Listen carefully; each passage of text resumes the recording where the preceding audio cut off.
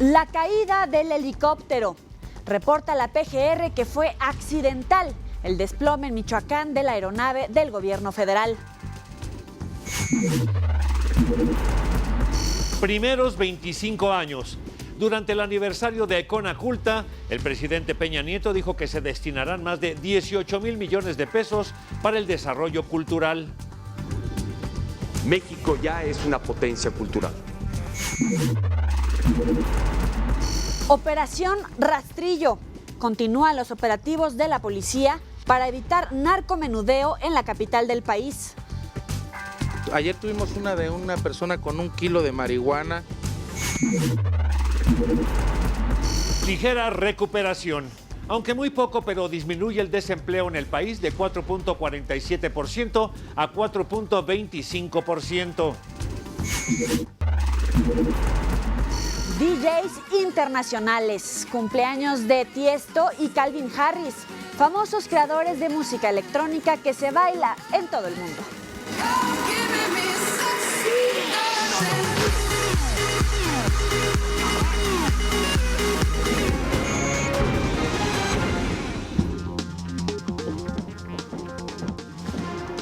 Muy buenas noches, bienvenidos, gracias por acompañarnos. Ya es viernes, Joely, buenas noches. Afortunadamente, muy buenas noches. Gracias por acompañarnos y particularmente a ustedes que lo hacen a través de Línea Informativa allá en el estado de San Luis Potosí. Y nuevamente le vamos a dar seguimiento a esta cobertura especial a la situación en Michoacán.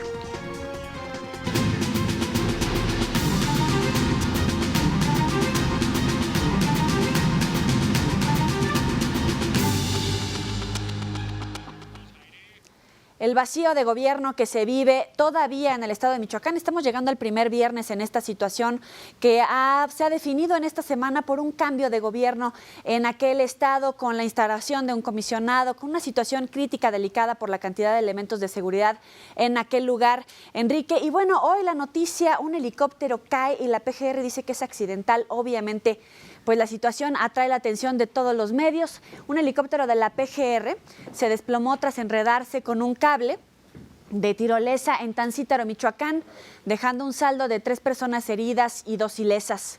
Mediante un comunicado, la dependencia informó que el helicóptero Bell UH-1H realizaba labores de reconocimiento junto con un helicóptero de la Policía Federal cuando ocurrió este percance. Los nombres de los tripulantes son Enrique Rosales Villegas, el piloto, Daniel Alan Montesinos López, agente del Ministerio Público Federal, Francisco Javier López Soto, Policía Federal Ministerial, Gilberto Amezcua Solorio, técnico mecánico, y el capitán segundo de artillería Germán Ortiz Narciso. Y poco a poco regresa la calma a Michoacán. La autopista Siglo XXI y las principales carreteras que confluyen a Tierra Caliente son vigiladas por aire y tierra. La presencia de fuerzas federales en las vías de comunicación que entran y salen de Apatzingán y Uruapan permiten la circulación de camiones de carga y vehículos particulares. En tanto, la central de autobuses ya realiza las primeras corridas hacia Morelia, mientras los residentes de Tancítaro les fueron devueltas las huertas de aguacate que el crimen organizado les había arrebatado.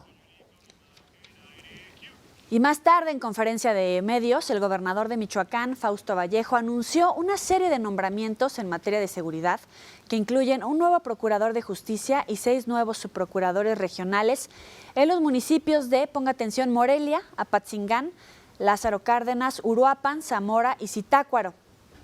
Dichas designaciones fueron aprobadas por el titular de la Comisión para la Seguridad y el Desarrollo Integral de Michoacán. En los próximos días propondremos, como siempre con respeto al Congreso del Estado, para ocupar el cargo de Procurador General de Justicia del Estado, al licenciado José Martín Godoy, quien se encuentra el día de hoy aquí con nosotros. Estas propuestas, estos cambios y estas designaciones que ha hecho el señor gobernador responden únicamente al interés genuino y a la altura de miras del señor gobernador por coadyuvar, por trabajar de manera coordinada por trabajar a través de verdaderos esquemas de cooperación entre la Federación y el Estado de Michoacán. Mientras esto pasa, el gobierno de Jalisco dice que no va a permitir el libre tránsito de las autodefensas por su territorio. Él nos decía... Informa Jorge Aristóteles Sandoval que a pesar de que el líder de las autodefensas de Michoacán, José Manuel Mireles, pidió que su gente tuviera libre tránsito por el estado, el gobierno de Jalisco le negó su apoyo. Él nos decía que, bueno, pues que hay algunas personas que están en Michoacán, que por la colindancia, pues ellos tenían que regresar a ver a sus familias, que había gente. Fuimos muy claros y tajantes. Si la gente que se encuentre con armas de alto calibre va a ser detenida por el Ejército y por la Fiscalía. Este apoyo fue solicitado al fiscal general desde el pasado 14 de diciembre. Sin embargo, la respuesta de Luis Carlos Nájera fue que en Jalisco no se permiten civiles armados. Asegura el gobernador del estado que hasta el momento no han aparecido grupos de autodefensa que operen en Jalisco. Estamos atentos para que no vaya a ocurrir un efecto cucaracha ante la presencia permanente de la Policía Federal, del Ejército. Dijo que las personas que viven en las fronteras solicitaron esta presencia permanente de las autoridades. Aria René Vidaurri, Central Noticias. Y hoy hubo reunión de la Conferencia Nacional de Gobernadores y, por supuesto, hubo reacciones de varios mandatarios en torno al tema de Michoacán. Jalisco y el Estado de México son entidades que colindan con el conflictivo Michoacán. Los mandatarios estatales se encuentran preparados en caso que los grupos criminales se repliegan a otros lugares. Nosotros como Estado vecino estamos concentrados sobre todo en mantener el bienestar y la satisfacción de la población colindante con Michoacán para tener su confianza, su credibilidad, seguir fortaleciendo nuestras instituciones y evitar que esta situación se vive en Jalisco. Primero, muy coordinados con Michoacán y estamos blindando nuestras fronteras para evitar que el efecto cucaracha haga efecto aquí en el Estado de México. Pero eso se logra gracias a la coordinación y al apoyo que el gobierno federal también está brindando con fuerzas federales en las zonas limítrofes con Michoacán. Antes de entrar a la sesión de la Comisión de Desarrollo Metropolitano de la CONAGO, que se lleva a cabo en el Palacio de Minería de la ciudad capital, algunos gobernadores también externaron sus puntos de vista en torno a la problemática michoacana. Es un estado que desde luego se ha complicado, sin embargo, creo que las estrategias que está realizando el gobierno de la República al nombrar un comisionado es la acertada, porque se requería una acción integral, una instancia que coordinara todos los esfuerzos, y yo espero que no sea muy prolongado el tiempo que en Michoacán regrese la vida institucional. Las policías tienen que ser únicamente las que autorizan la Constitución y la ley. Yo entiendo el hartazgo ciudadano, pero no se justifica que nadie haga justicia por su propia mano. Los gobernadores del Estado de México, Hidalgo y Morelos dicen que no tienen presencia de grupos de autodefensas. Lenny Gudiño, TVC Noticias. Para el rector de la Universidad Nacional, José Narro, la estrategia de seguridad en Michoacán no debe limitarse únicamente al uso de la fuerza, porque se corre el riesgo de que se repitan los mismos escenarios de inseguridad y violencia en un corto plazo. Requiere, en consecuencia, de un abordaje integral en donde no sea exclusivamente la solución de fuerza la que predomine, en donde se atiendan los asuntos sociales y en donde participen todos, absolutamente todos los actores que tienen que ver. Es un asunto que afecta hoy a Michoacán, pero que nos duele a todos los mexicanos. El rector de la universidad también reprobó la actuación de los grupos de autodefensa. Dijo que no son ellos quienes deben garantizar la seguridad porque esa tarea es exclusiva del Estado mexicano. Uno puede entender las razones que pueden mover a algunos grupos, pero uno no puede justificarlas. No puede haber la aplicación de la ley, de la fuerza, por nadie que sea ajeno al aparato de seguridad de un país, por nadie que sea ajeno a los mecanismos de impartición de justicia. Tras rendir protesta como presidente de la Comisión Bicameral de Seguridad Nacional del Congreso de la Unión, el senador perredista Manuel Camacho Solís habló sobre la violencia que se vive en Michoacán. Opinó que no está suficientemente definida la estrategia gubernamental para recuperar la paz en aquella entidad y prueba de que hay un estado de emergencia es el nombramiento del comisionado Alfredo Castillo. Creo que este nombramiento lo que está demostrando es que hay una situación de emergencia y que las formas normales de la administración pública pues no son suficientes. Mi opinión es que todavía no está suficientemente definida la estrategia de Michoacán. Y en tanto, el coordinador de los priistas allá en el Senado, Emilio Gamboa Patrón, dijo que el comisionado federal para Michoacán no busca sustituir a ningún poder y afirmó que sí hay una estrategia del Ejecutivo para recuperar la paz y la seguridad en aquella entidad. La desaparición de poderes, primero para que haya, tiene que haber la desaparición del legislativo, del ejecutivo y del judicial, y no hay ninguno que no exista. Esta es una decisión del gobierno federal que yo respeto, que yo apoyo, que lo único, reitero, que queremos es que regrese la paz en Michoacán. Había otras maneras, desde luego, pero el gobierno federal, en coordinación, repito, con el gobierno estatal, que fue el que vino y pidió ayuda para darle solución a este problema, han encontrado esta figura del comisionado. Estados Unidos expresó su preocupación por la situación en el estado de Michoacán y se puso a disposición de México en caso de ser necesario. John Kerry, secretario de Estado del vecino país, afirmó: tenemos preocupación, no miedo. Trabajaremos con el gobierno y estamos preparados para tratar de ser tan útiles como podamos. En tanto, Estados Unidos pidió a sus ciudadanos tratar de evitar viajes no esenciales al estado de Michoacán, con excepción de Morelia y Lázaro Cárdenas. El presidente también de Estados Unidos, Barack Obama, dijo el día de hoy que terminará con el control oficial sobre los registros telefónicos de cientos de millones de estadounidenses y ordenó inmediatamente a las agencias de inteligencia de su país que obtengan un permiso judicial antes de poder acceder a esos archivos. Sin embargo, Obama defendió el sistema de espionaje del país en su conjunto y dijo que los organismos de inteligencia no actuaron de manera arrogante con las libertades civiles de nuestros conciudadanos. El presidente también ordenó a las agencias estadounidenses que dejen de espiar a los dirigentes internacionales de países aliados y pidió ampliar las protecciones a la privacidad de ciudadanos extranjeros cuya comunicación es objeto de espionaje por parte precisamente del país vecino.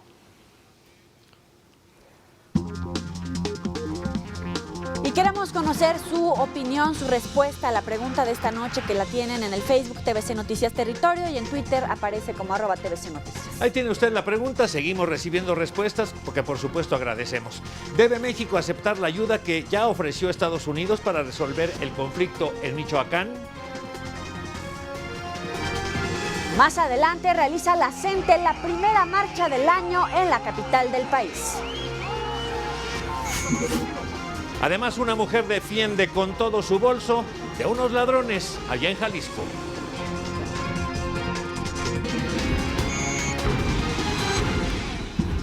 Regresamos con más aquí en TVC Noticias Territorio. El presidente de la República hace un llamado a utilizar el capital humano y físico para consolidarnos como potencia cultural del siglo XXI.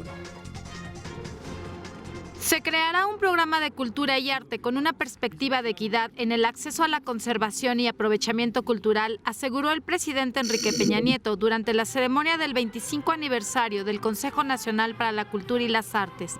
Mientras países emergentes están destinando importantes recursos económicos para crearse una identidad, México ya es una potencia cultural. Reafirmo mi responsabilidad de innovar una política cultural para una sociedad plural y democrática. El mandatario instruyó al titular de Conaculta para instrumentar en Michoacán el programa Cultura para la Armonía.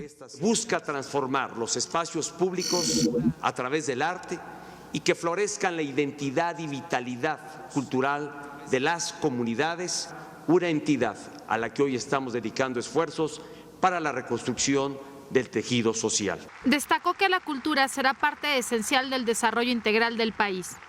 Propiciar el acceso universal a la cultura, sus bienes y servicios para contribuir a la educación y la formación integral de las personas hacia un México como lo hemos señalado, con educación de calidad. El presidente de Conaculta dijo que este programa se enfoca al desarrollo y la seguridad social. La importancia de la cultura como punto de encuentro de la diversidad, bastión contra la violencia y la sinrazón y medio esencial para el entendimiento, la concordia y la paz sociales. Peña Nieto aseguró que se destinarán más de 18.300 millones de pesos para dar soporte al desarrollo cultural. TVCN, Patricia Bello. Durante la firma del convenio de colaboración académica entre la Universidad Nacional y el Senado de la República para profesionalizar al personal que colabora con los legisladores, el rector de la UNAM, José Narro, reconoció el trabajo que han venido desempeñando los senadores, principalmente por el paquete de reformas que se aprobaron. Respeto profundamente la forma del trabajo y el apego a los principios republicanos que rigen y norman la tarea del Poder Legislativo y de la Cámara de Senadores. Y soy uno de los que quiere públicamente decirles a ustedes gracias por esa enjundia, por ese compromiso completo, por esa búsqueda, por esa capacidad argumentativa. Gracias, esperando que sigan haciendo ese trabajo en favor del país. Y la Conferencia Nacional de Gobernadores presentó su plan de acción para el desarrollo metropolitano en el país. 64 millones de mexicanos viven en 52 zonas metropolitanas que se encuentran en 29 estados del país, por lo que estos asentamientos humanos requieren de desarrollo e infraestructura urbana. Contemplan una planeación regional que centre su atención en los retos sociales, en la generación de riqueza y empleos a través de una mayor productividad. Especial atención debe ocupar la sustentabilidad de las metrópolis, principalmente lo relacionado con los recursos no renovables. La Agenda Metropolitana de la Conferencia Nacional de Gobernadores, la CONAGO, comprende en 8 puntos temas de vivienda, desarrollo económico, cambio climático, seguridad pública para el desarrollo urbano en el país. Los gobiernos locales tenemos una manifiesta crisis financiera y de gobernabilidad expresada a partir de los municipios que no pueden ya enfrentar por sí mismos los problemas de la seguridad pública. Se propuso hacer frente a los problemas ambientales como el cambio climático. Me parece fundamental que hagamos una gran declaratoria en contra del cambio climático, es decir, una acción efectiva contra el cambio climático. Yo creo que esa es una parte fundamental. A la reunión de la Comisión de Desarrollo Metropolitano asistieron los gobernadores de Aguascalientes, Estado de México, Hidalgo, Jalisco, Morelos, Puebla, Durango, Tlaxcala y el jefe de gobierno del Distrito Federal, Lenín Gudiño, TVC Noticias. Y el 7 veces campeón de automovilismo Michael Schumacher, quien se encuentra en coma inducido desde que sufrió un accidente de esquí en diciembre, se mantiene en una condición estable. Así lo informó Sabine Kemm, portavoz del expiloto de Fórmula 1. Asimismo indicó que información que no provenga de los doctores que lo están tratando o de su equipo de representantes debe ser tratado como pura especulación. Schumacher, de 45 años, ha estado en un coma médicamente inducido en una clínica de Grenoble, en Francia, después de la grave lesión en la cabeza que sufrió el 29 de diciembre cuando esquiaba en los Alpes franceses. Y la prensa italiana informó que una monja salvadoreña dio a luz a un bebé en la ciudad de Rieti, en el centro del país. La religiosa de 32 años dijo que no sabía que estaba embarazada y que llegó al hospital por algo que describió como fuertes cólicos en el estómago. Los informes de prensa indican que la monja ha llamado al niño Francisco. Tanto ella como el bebé están en buenas condiciones de salud. Y vamos a dar lectura, a todas sus respuestas en el Facebook TVC Noticias Territorio y en Twitter @TVC Noticias. La pregunta la tiene usted en sus pantallas, claro que tiene que ver con Michoacán. ¿Debe México aceptar la ayuda que ofrece Estados Unidos para resolver el conflicto en Michoacán? Ángel Nocturno dice no. Enrique Félix no, aunque ante tanta corrupción e incompetencia dan ganas de considerarlo. Tren Blindado no es un ofrecimiento, es una orden. Ricardo, por supuesto que sí. Hay que ser humildes y reconocer cuando uno ya no puede o se van a rasgar las vestiduras, igual que con la privatización del petróleo. Fede Chaparro, Estados Unidos nos ayudaría si su población dejara de ser el mayor consumidor de drogas del mundo y si se dejaran de vender las armas tan fácilmente dentro de su territorio. La señorita Sevilla, pues no estaría nada mal. Daniel Orozco, es puro cuento de que el inútil de Peña Nieto no la quiere aceptar. Eso ya está pactado, que algún día lo va a aceptar. Andrea Gómez, no. Qué grave sería permitir que violen tan descaradamente la soberanía de nuestro país. Los conflictos son internos e internamente se deberían resolver. Vanessa López, ya nada más eso falta, que terminen de invadirnos. Salvador, creo que sí, por lo menos en logística. Rubén Vázquez, la mejor ayuda es que controlen el consumo entre su población, el flujo de armas desde su territorio y la corrupción en la frontera norte. Miguel Ángel, claro que no debe aceptar México. Estados Unidos debe ya de dejar ese papelito de pacifista mundial, mejor que solucione sus propios problemas y que no se meta donde no le llaman. Flavio López, ¿es ayuda? Normita, sería una buena opción si únicamente es apoyo logístico, por lo que si quiere meter las manos más de lo debido, ahí sí ya no permitirlo. Juan Marcos González, no es ayuda, es interés de socavar la soberanía o lo que queda de ella. Socorro, no estoy de acuerdo.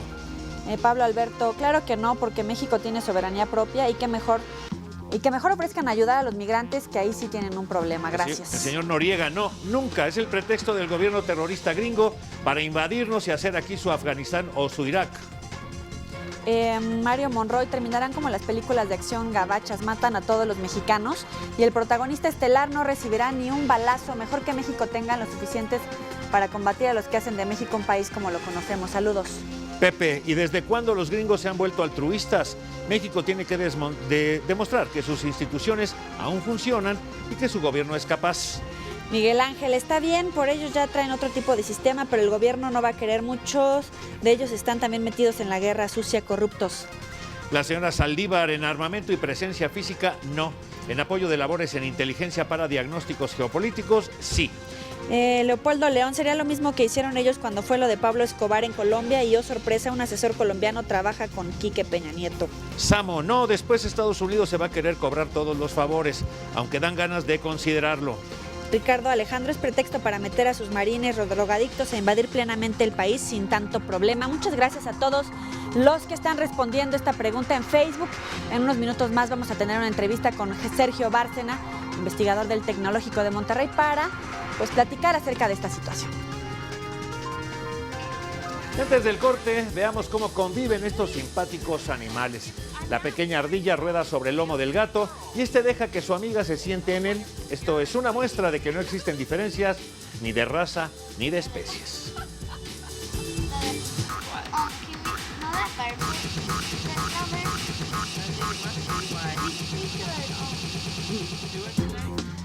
Al regresar será opcional poner el domicilio en la credencial del IFE. Y más adelante aplican toda la ley a mujer que pagó con billete falso de 100 pesos.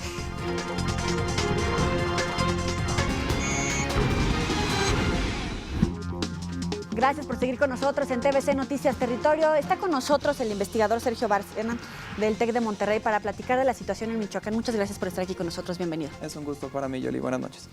Se habla de que es un gobernador de facto, Alfredo Castillo, en este momento. ¿O qué lectura le dan ustedes como especialistas a esta situación de emergencia? ¿Una ocurrencia o cómo lo leen? Bueno, hay dos lecturas primordialmente. La primera creo yo que tiene un impacto operativo y funcional. Esto tiene que ver con que el gobierno, la administración actual, ha tenido que tomar una decisión complicada, porque ha dependido de una figura que normalmente se utiliza en la figura de Alfredo Castillo, que normalmente se utiliza en contingencias mediáticas. Ya lo vimos en la Profeco y ahora lo estamos viendo en una contingencia a nivel federal.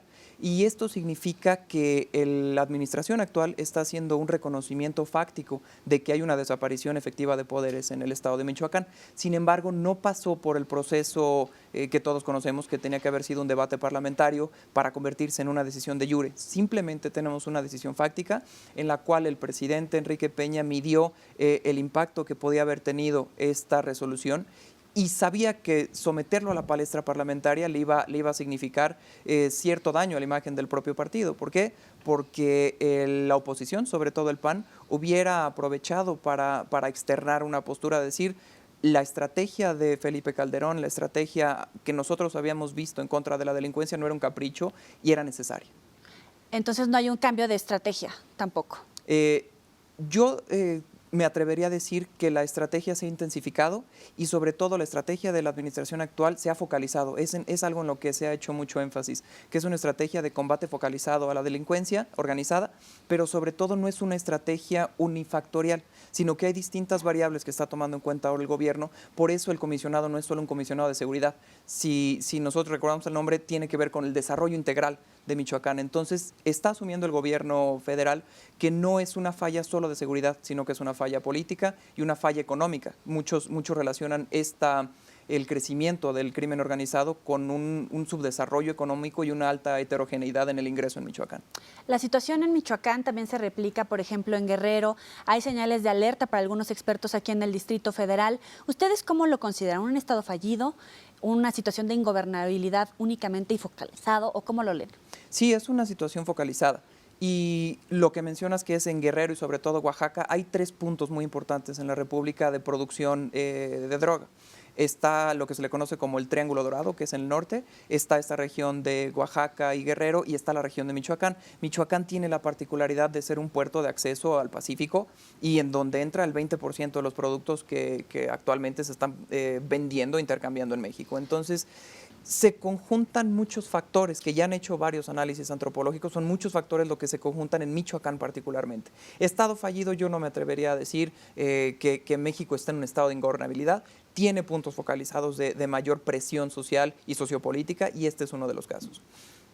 Ahora, escuchábamos hace unos momentos a varios gobernadores manifestar su preocupación por el efecto cucaracha, manifestar la situación de ingobernabilidad en sus estados. Están diciendo todas estas células que se están organizando como sociedad civil, armadas o no, nos están metiendo en una situación complicada. ¿Este efecto cucaracha se puede dar?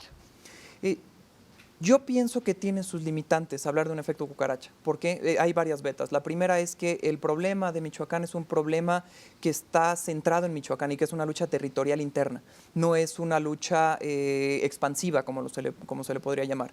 Tiene un carácter muy regional y muy intrínseco, muy interno del propio estado y de la propia región.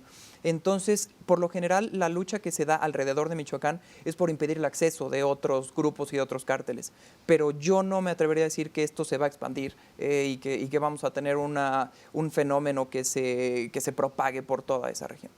Muchos hablan de ponerle una fecha límite para solucionar esta situación. Algunos dicen se va a llevar todo el sexenio, otros más optimistas dicen a final de año Michoacán está controlado. ¿Ustedes cómo lo ven? Yo creo que en términos operativos inmediatos, lo que se conoce como la parte táctica de todo este conjunto de acciones, sí lo vamos a ver pronto. De hecho, ya estamos viendo cómo se están retomando ciertos espacios. Sin embargo, el problema de Michoacán, como lo está atacando el gobierno federal, que es a través de políticas públicas y no de una simple inserción militar, va a tomar muchos años y yo creo que incluso va a sobrepasar este sexenio. Ahora, las autodefensas, estamos viendo vecinos que se enfrentan a vecinos que se enfrentan contra criminales, vecinos que quedan pues básicamente frente al crimen sin ningún respaldo por parte de las autoridades, ¿no? Por lo menos ahorita en Michoacán ya hay seguridad, pero hay otros estados donde la gente pues está ahí expuesta a esta situación de inseguridad. ¿Cómo ven a la ciudadanía, a la gente, a los civiles frente a esta situación? Este es un problema que todo estado enfrenta todos los días. Pero particularmente en esto. Particularmente en este caso yo diría que el surgimiento de las autodefensas no solo se explica a partir del hartazgo o de la falta de gobierno, también tiene que ver con que hay grupos que financian estas autodefensas y que hay veces que las autodefensas se utilizan por parte de opositores de los propios grupos organizados. Entonces, hay que ver, por una parte, que tiene una función dentro del propio crimen organizado y por otra parte, sí hay autodefensas legítimas. Eso sí es una expresión de sociedad civil, eso sí es una expresión de sustitución de funciones comúnmente atribuidas y sobre todo atribuidas al Estado. Entonces, no se puede hacer una lectura unívoca del surgimiento de las autodefensas. Tiene dos caras y es un problema muy complejo. Y es muy particular en este caso, porque casi siempre que surgen grupos armados se dan para confrontar al Estado. Si uno hace un análisis, casi siempre son grupos de confrontación hacia el Estado. En este caso tenemos grupos de sustitución de funciones del Estado. Es un fenómeno muy particular que se da en México. Sergio Bárcena, muchas gracias por estar aquí con nosotros en TVC Noticias Territorio. Muchas gracias. Y vámonos a la siguiente información. A partir del 24 de enero, el Instituto Federal Electoral comenzará a tramitar credenciales en las que el elector podrá decidir que no sean visibles sus datos como domicilio, calle, número exterior e interior. A partir de esta semana ya se realiza la capacitación del personal en módulos para que orienten a las personas en torno a la nueva modalidad de credenciales. La solicitud de esta modalidad se hará mediante un nuevo formato que tendrán que llenar los ciudadanos. Vámonos a Hermosillo, Sonora. Fueron decomisados miles de cartuchos. En la terminal de la línea de autobuses TAB, localizada en la colonia El Mariachi de esta capital, agentes de la policía municipal aseguraron 11.500 cartuchos para armas de fuego de diferente calibre. Daniel Aguilar Delgado, jefe de la Policía Preventiva, dijo que el aseguramiento se logró la madrugada de este jueves en la terminal que se encuentra en la esquina del Boulevard Luis Encinas y la calle Alejandro Lassi. Comentó que el encargado de seguridad de la terminal fue quien reportó que 2 personas habían dejado 3 maletas en paquetería, mismas que se documentaron para ser recibidas en Ciudad Obregón. Estas personas nada más llegaron, dejaron las maletas para que fueran con envío, para que fueran trasladadas a Ciudad Obregón y de ahí se retiraron. Indicó que debido a que las maletas estaban pesadas, estas fueron revisadas antes de ser subidas al camión. Pero al detectarse que se trataba de cartuchos útiles para arma de fuego, el personal de seguridad dio parte a las autoridades policíacas. El chofer del camión revisó las maletas y se percató que en el interior había varios cartuchos de diferentes armas, ¿no? Esto dio parte inmediatamente a la policía, lo cual nos abocamos al lugar y efectivamente encontramos 3 maletas conteniendo un total aproximado de 11.500 cartuchos útiles de diferentes calibres. Señaló que poco después de que el camión salió de la terminal, uno de los sujetos que documentaron las maletas en paquetería regresó a preguntar si ya habían sido enviadas a Ciudad Obregón y luego se retiró. Los cartuchos, entre ellos cientos para arma larga, fueron remitidos a la agencia del Ministerio Público de la Federación, autoridad que ya realiza la indagatoria correspondiente. Martín Vallejo, Mega Noticias. Gracias a la coordinación de las autoridades locales, Baja California es un estado seguro.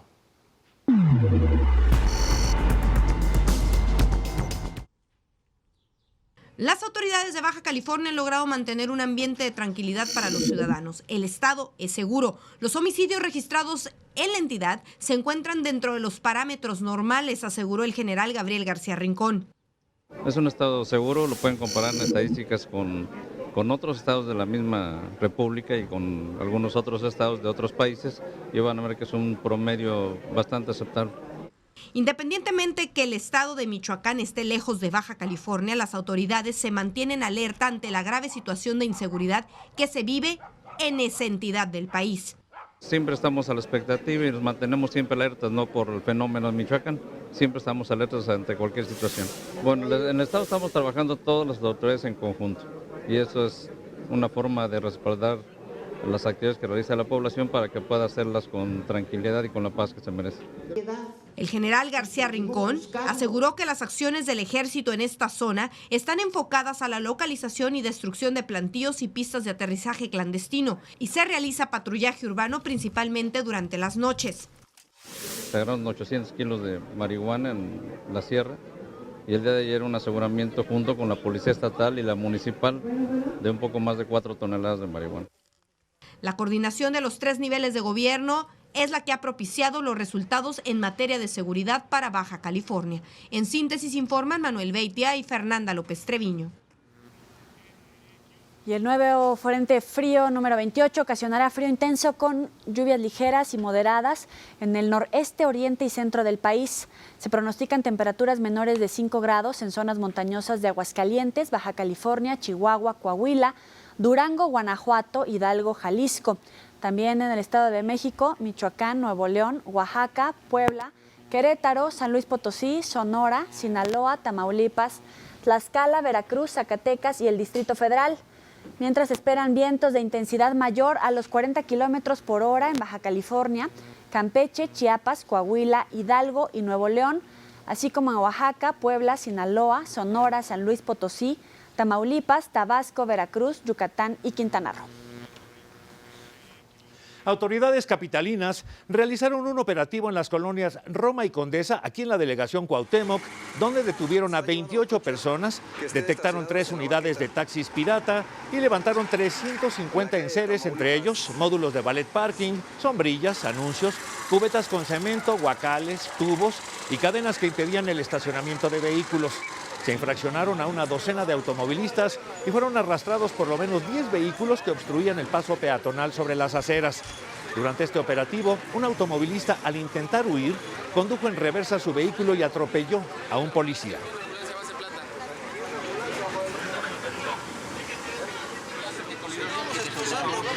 Pero es que también ustedes abusan de su...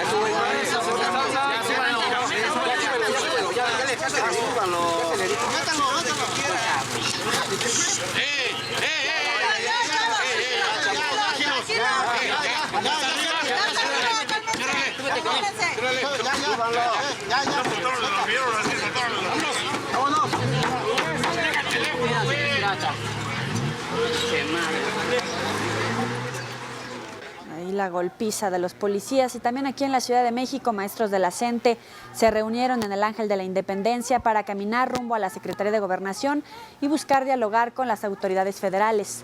Cerca de 2,000 personas, entre integrantes de la sección 9 y 22 de la coordinadora, el Sindicato Mexicano de Electricistas y Anarquistas, marcharon en contra de las reformas educativa, energética y hacendaria, sin registrarse actos vandálicos. Una valla de granaderos les impidió el acceso hacia el Zócalo por Avenida Juárez, ante lo cual los manifestantes se congregaron en Bucareli, donde soltaron globos de Cantoya y gritaron consignas.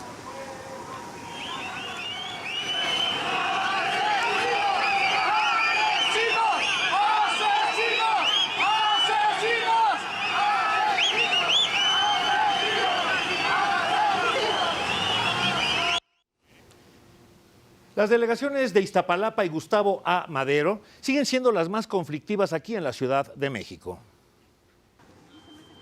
Aparte del robo a transeúntes, el narcomenudeo es el segundo delito que más se comete en la Ciudad de México.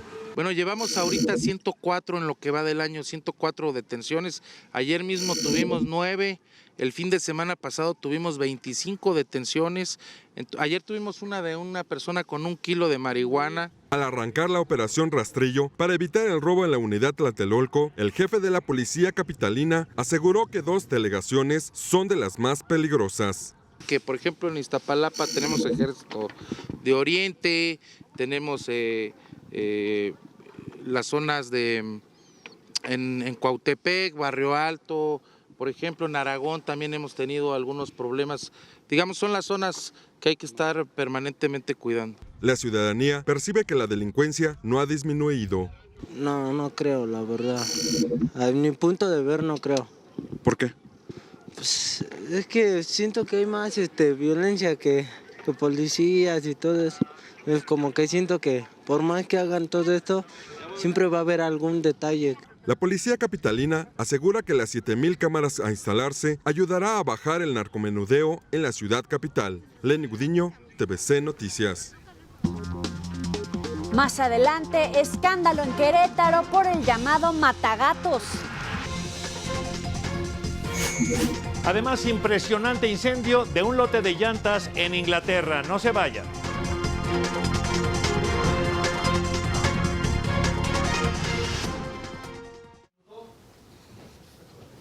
Sí.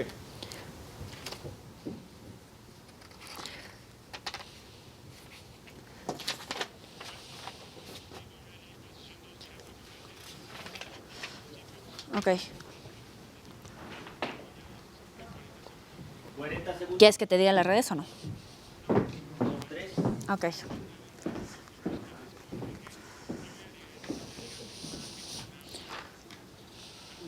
Va ligada.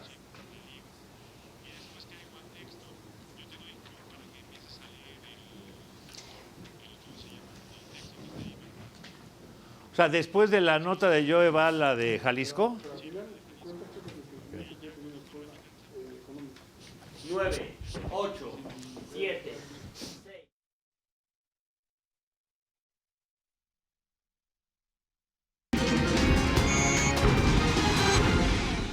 Gracias por seguir con nosotros en TVC Noticias Territorio. En Tlaxcala, la Secretaría de Seguridad Pública imparte cursos de capacitación a más de 3,000 policías.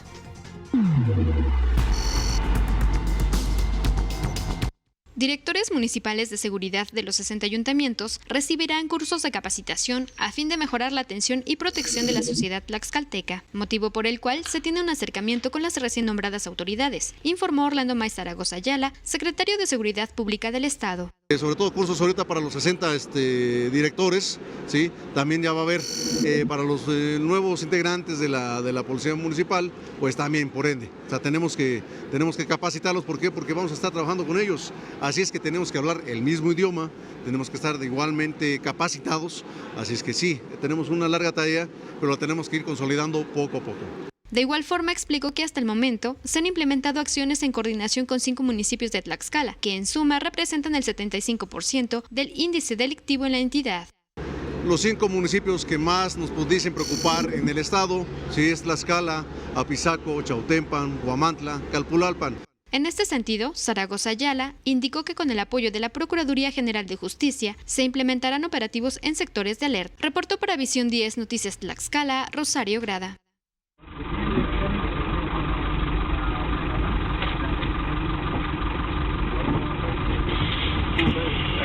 No veas, el dinero, güey. Puta madre, el dinero, hijo de puta madre, rápido. Puta madre, te va, güey, te va todo, güey. Cuéntala, hija de puta madre. Cuéntala. No veas, el dinero, güey. Puta madre, el dinero, hijo de puta madre, rápido. Puta madre, te va, güey, te va todo, güey. Cuéntala, hija de puta madre. Cuéntala.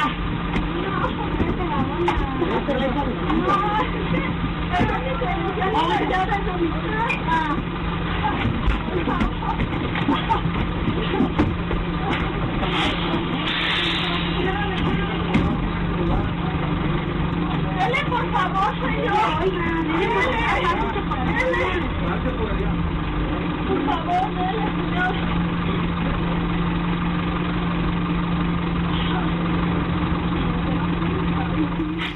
Pues estos hechos indignantes que acaba usted de ver sucedieron el pasado 12 de diciembre, arriba, a bordo de un camión suburbano allá en la ruta 641 de Guadalajara, Jalisco. Estos delincuentes fueron grabados por una de las cámaras de circuito cerrado del propio autobús y a pesar de que se logra apreciar la cara, la anatomía de los asaltantes, las autoridades hasta el momento no dan pie con bola, no han detenido a nadie ni han dado a conocer las investigaciones, qué es lo que ha ocurrido con ello. Se desconoce si la mujer que fue golpeada por negarse a entregar su bolsa levantó una denuncia por estos hechos.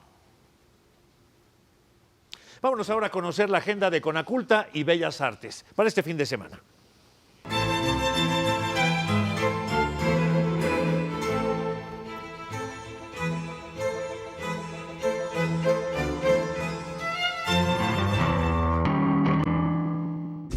Descubre una forma tangible a la memoria, el miedo y las emociones. Louise Bourgeois, Petit Maman. Primera muestra a detalle en México que te lleva por el intrincado universo de la artista francesa más original del siglo XX. Integrada por pinturas, trabajos en papel y tela, dibujos, esculturas, instalaciones, impresiones, wash y la escultura monumental Maman.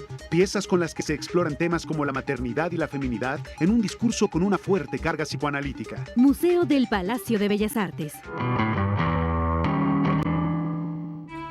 Envuélvete en la imagen de obras perturbadoras, de colores vívidos, en donde la iluminación y la perspectiva son inusuales, de estilo elegante, artificial y cortesano. Manierismo, el arte después de la perfección. Exposición que reúne obras del Greco, Andrés de Concha y el Tintoretto, con las que se hace una exploración sobre las escuelas pictóricas europeas del siglo XVI. Museo Nacional de San Carlos, Puente de Alvarado 50, Colonia Tabacalera.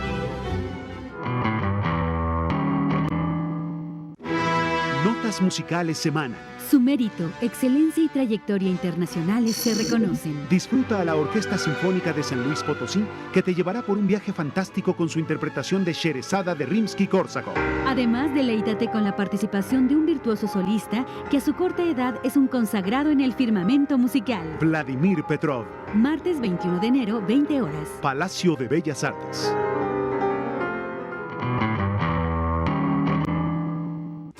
El recuento, la historia. Los procesos de conformación y transformación. Adéntrate a los capítulos de la enseñanza de la plástica en México. Particular exposición que reúne cerca de 350 obras distribuidas en 3 muestras simultáneas. Pinturas, esculturas, fotografías, grabados, documentos de archivo y material hemerográfico provenientes de más de 50 colecciones. Museo Nacional de Arte, Tacuba 8, Centro Histórico.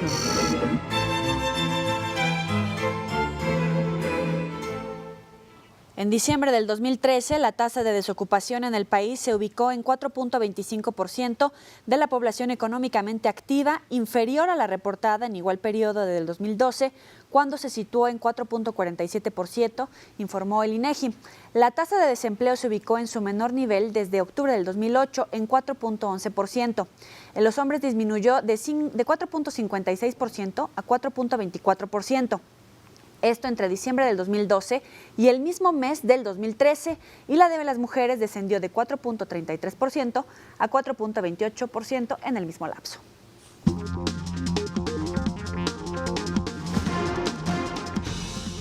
La Bolsa Mexicana de Valores terminó la semana a la baja al cerrar con una pérdida de 0.62%. El índice de precios y cotizaciones se ubicó en 41.911.31 unidades.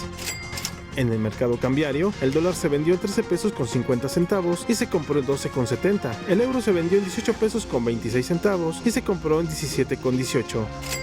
El barril de la mezcla mexicana de petróleo se vendió en $90 con 20 centavos.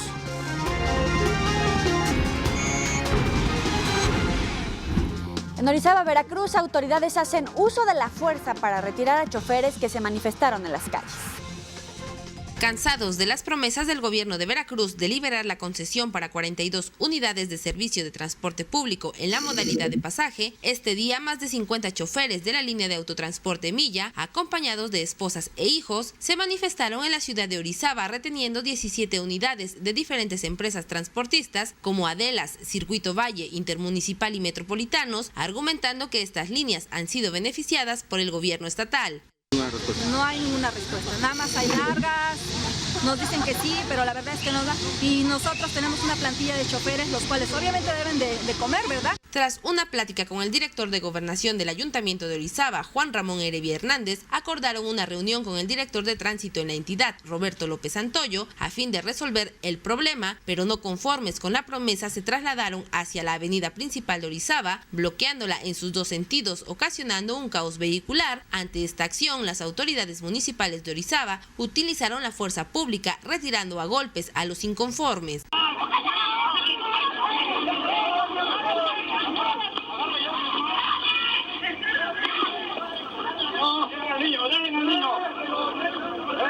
Lamentablemente, en un acto reprobable por parte de los uniformados, durante el retiro de los manifestantes, los reporteros de los diferentes medios de comunicación también sufrieron las agresiones de los policías, quienes sin más se les fueron encima a golpes y con gas lacrimógeno, llegando al grado de querer retirar los equipos con los que se había captado toda escena. Por último, tras la detención oficial de 4 manifestantes, el director de Gobernación de Orizaba, Juan Ramón Heredia, dijo que las veces que se requiera actuar de esta manera, así lo harán.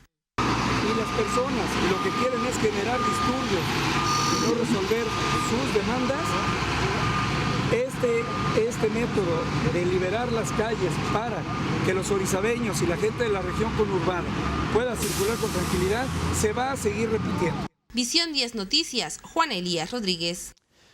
Pero vea usted esta historia. Una mujer está cumpliendo una condena en las Islas Marías, sí, la llevaron hasta las Islas Marías, nada más porque pagó unas libretas para sus hijos con un billete falso de 100 pesos, cosa que ella desconocía. En esta papelería de la capital potosina, Esmeralda Reyes, de 45 años, fue arrestada en el 2011 al pagar unas libretas para sus hijos con un billete falso de 100 pesos. muy cruel que mi hermana haya tenido que padecer todo esto por un delito que no cometió, por algo que ella no hizo. Esmeralda fue condenada a 5 años de prisión. Una parte de la sentencia la ha cumplido en las Islas Marías, recibiendo tratos de una presa de alta peligrosidad. Se le ha trasladado y se le ha tratado como si fuera un delincuente peligroso. Hace apenas unas horas a Esmeralda se le permitió hablar con sus familiares a su regreso de las Islas Marías. Aún en prisión, el carácter de la potosina ha sido doblegado, asegura su hermana. Viene sumisa, obediente, o sea, pensando que tiene que rendirle pleitesía al gobierno para que le permitan salir. Ella le tiene miedo a las leyes, le tiene miedo al gobierno. Me estuvo platicando ahorita de qué manera, o sea, era aventada el avión en los traslados.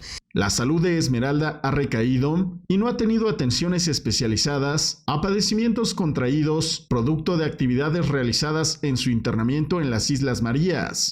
Trabajaba en la cuadrilla de la limpieza de oficinas y todo eso. También trabajaba sembrando alfalfa. Entonces se le lastimó demasiado su columna y ella, en la manera en que sentía un poquito de alivio era dice que hay una plancha de una media luna que donde se ve la playa.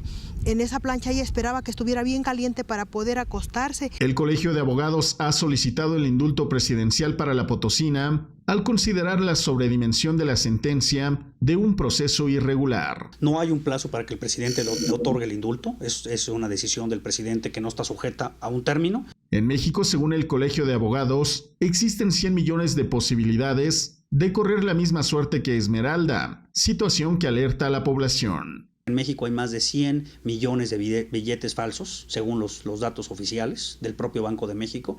Las autoridades estatales han impedido el contacto con Esmeralda, a pesar de que la interna ha solicitado la presencia de los medios de comunicación. En San Luis Potosí, línea informativa, Omar Hernández.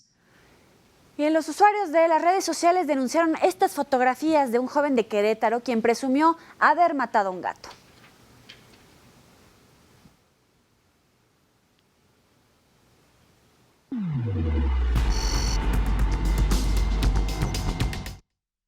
Durante la tarde-noche de este jueves, las polémicas fotos de un joven llamado Julio causaron indignación entre los usuarios de redes sociales en Querétaro, ya que este joven, quien al parecer vive en la colonia Presidente, se le ocurrió presumir imágenes del gato que aparentemente había matado minutos antes. Las reacciones tanto de queretanos como de otros estados no se hicieron esperar. Comentaron en contra, así como unos tantos que buscaban minimizar la situación, hasta que finalmente la cuenta de Julio fue cerrada en Facebook. Al respecto, el secretario de Servicios Públicos Municipales de Querétaro, Gustavo Cepeda, comentó que ya se inició una investigación sobre el tema. Cuando tuvimos conocimiento de este caso, de verdad que es completamente lamentable y deleznable. No creo que cualquier ser humano que tenga un poquito de conciencia pueda llegar a generar este tipo de actividades y de cuestiones. La verdad es que es un tema que da mucho coraje y rabia inclusive también. Pero en fin, finalmente nosotros estamos iniciando un procedimiento de investigación a ver qué es lo que podemos nosotros rescatar. Cabe señalar que varios usuarios pretendían ir a casa de Julio para alertar a los vecinos. Acudimos al punto donde se reunirían, así como al domicilio del joven para conocer su versión de los hechos, pero nadie salió. No es una cuestión coercitiva ni una cuestión de sancionadora, es única y exclusivamente para conocer los hechos sobre los que están dándose a conocer en redes sociales, pero sin embargo, pues sí, la actitud es completamente deleznable, lastimosa y por supuesto que a todos nos conmovió y en forma profunda. Alejandrina López, Querétaro, Visión 10 Noticias. Bomberos tratan de sofocar un incendio en una planta de reciclaje de neumáticos. Esto es en el condado de Yorkshire, allá en el norte de Inglaterra. Reportan que el fuego podría durar varios días o incluso hasta que se quemen todas las llantas. Y una vez que se ha apagado, se determinará qué fue lo que inició este siniestro.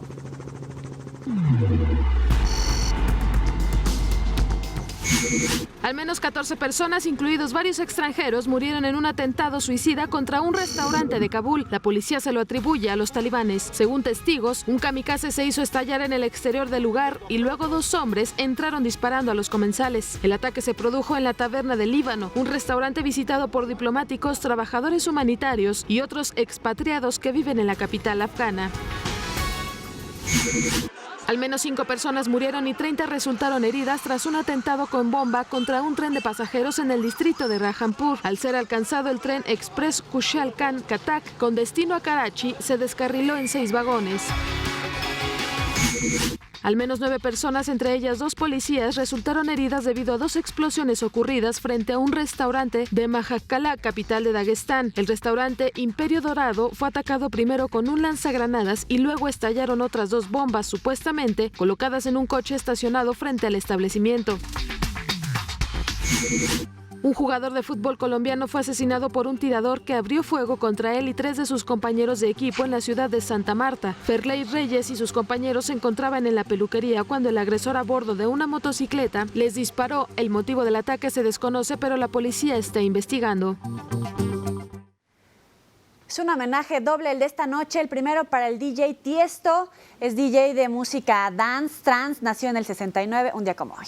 Y también un día como hoy, otro DJ. Se trata de Calvin Harris. Nada más que él nació en una fecha como esta, pero en 1984. Los recordamos en esta fecha antes de despedirnos. Con esto cerramos la semana. Que tengan muy buena noche. Los espero mañana en Fórmula con Enrique Muñoz, muy tempranito a través de 104.1 de FM, 1500 de AM, en punto de las 8 de la mañana. Muchas gracias. Pásela bien.